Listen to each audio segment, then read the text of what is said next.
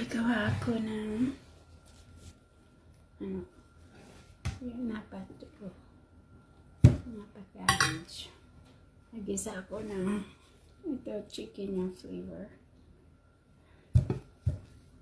Lagyan ng mga vegetables. Kahit anong vegetables lagyan nyo, okay na. Ito na lang. Yan, ginagap ko. Pwede rin i-bake. Pwede din i-steam. Tapos, mas maganda pag i-steam. Kasi nga, limbuwag ko muna to. Napa-cabbage. Para madali siya.